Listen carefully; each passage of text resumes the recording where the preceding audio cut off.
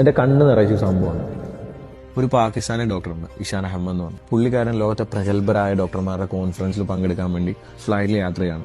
കാലാവസ്ഥയുടെ കുറെ പ്രശ്നങ്ങൾ കാരണം ഫ്ലൈറ്റ് എവിടെയോ ഒരു സ്ഥലത്ത് ലാൻഡ് ചെയ്യണം. അപ്പോൾ പുള്ളി വിമാനത്തിന്റെ അധികൃതരോട് സംസാരിച്ചു, എനിക്ക് ഇന്ന കോൺഫറൻസിന് പോകാനാണ്. അങ്ങനെ ഒരു ടാക്സി ഏർപ്പാടാക്കി പുള്ളി പോവുകയാണ്. പക്ഷെ ടാക്സി നിന്നു പോകേണ്ടൊരവസ്ഥ വന്നു. കാലാവസ്ഥ വളരെ രൂക്ഷമായി. മൊബൈലിലാണ് ആരെയും വിളിക്കാനായിട്ട് റേഞ്ചും ഇല്ല.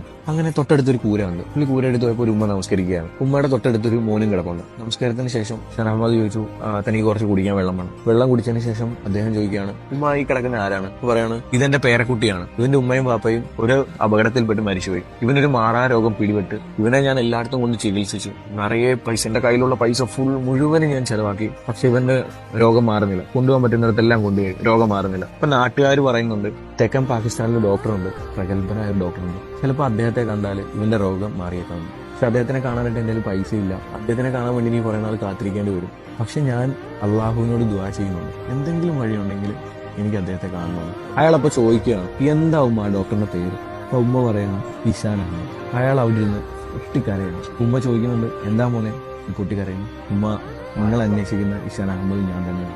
എവിടെയോ എത്തേണ്ട എന്നെ നിങ്ങളുടെ പ്രാർത്ഥനയാണ് ഈ നാട്ടിലെ ഈ കൂരയിൽ എത്തിച്ചത്. ചില പ്രാർത്ഥനകൾ അങ്ങനെയാണ്. നമ്മൾ ആത്മാർത്ഥമായിട്ട് പ്രാർത്ഥിച്ചാൽ നമ്മൾ ആരാധിക്കുന്ന ദൈവം നമ്മൾ ആഗ്രഹിച്ചതിലും അപ്പുറം നമ്മുടെ കൺമുന്നിൽ എത്തിച്ചേരും.